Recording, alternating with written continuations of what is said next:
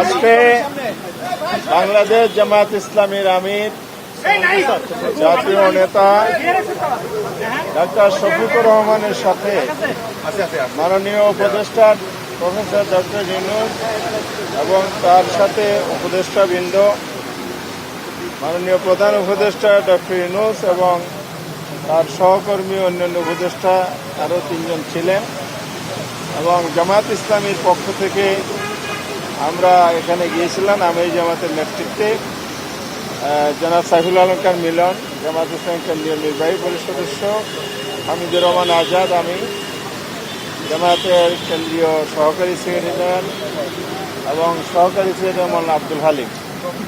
আমাদের এই একটি ফলপ্রসূ আলোচনা এখানে হয়েছে।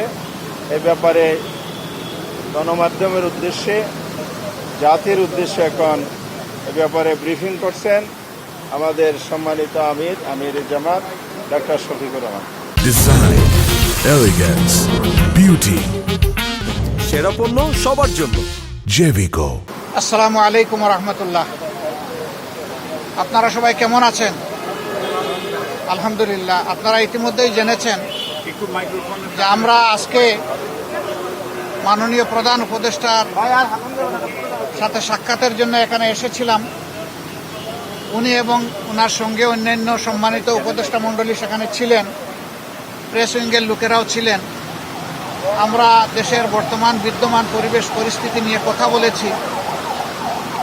আগামীতে দেশ কিভাবে শান্তি শৃঙ্খলার সাথে থেকে একটা কার্যকর নির্বাচনের দিকে আগাতে পারে সেই বিষয়গুলো নিয়ে আলোচনা হয়েছে এবং দেশ আমাদের সবার, জাতি ধর্ম দলমত নির্বিশেষে সবাই মিলেমিশে জাতীয় ঐক্য কীভাবে আরও সিমেন্টেড করা যায়, প্রশাসনে আরও কীভাবে গতি আনা যায়, এই সমস্ত বিষয় নিয়ে আলোচনা হয়েছে। পাশাপাশি আলোচনা হয়েছে দ্রব্যমূল্যের যে ঊর্ধ্বগতি, যেটাতে মানুষের কষ্ট হচ্ছে, এইটাকে লাঘব করার জন্য মানুষের সামর্থ্যের ভিতরে দ্রব্যমূল্যকে নামিয়ে আনার জন্য কী পদক্ষেপ নেওয়া যায় সেই সমস্ত বিষয় নিয়ে আলোচনা হয়েছে। আগামীতে রমজান মাস আসছে, এটাকে সামনে রেখে অসাধু ব্যবসায়ীরা যাতে বাজারে কৃত্রিম সংকট সৃষ্টি করতে না পারেন এই সমস্ত বিষয়ে আমরা পরামর্শ করেছি। এর পাশাপাশি আইন শৃঙ্খলা পরিস্থিতি নিয়ে অনেক আলোচনা হয়েছে। দেশে সম্প্রতি ঘটে যাওয়া কিছু বিষয় নিয়ে আলোচনা হয়েছে।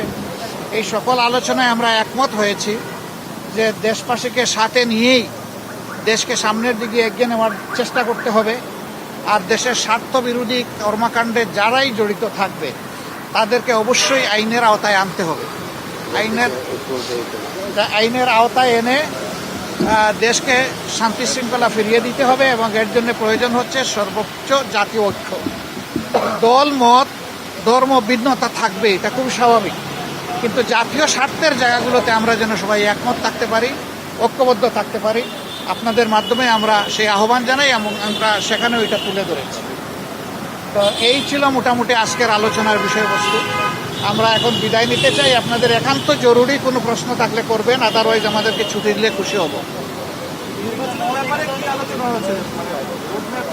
না না, ওই রকম ডেফিনিট কোনো, আজকের প্রেক্ষাপটটা ঠিক ওরকম ছিল না, এই জন্য ওই ধরনের ডেফিনিট কোনো আলোচনা আমরা করিনি। আমির আপনার কাছে সাইফুলের হত্যার জি, ইসকন নিষিদ্ধ। আমরা শুধু ইসকন না, আমরা বলেছি জাতীয় স্বার্থের বিরুদ্ধে যারাই যাবে তাদের ব্যাপারে পদক্ষেপ নিতে হবে। মাননীয় আমির গতকাল বিএনপির একটি প্রতিনিধি দল প্রধান উপদেষ্টার সাথে দেখা করে দেশের সাম্প্রতিক পরিস্থিতিতে উদ্বেগ প্রকাশ করেছেন। জামাতের পক্ষ থেকে কি এরকম কোনো উদ্বেগের কথা বলা হয়েছে কিনা?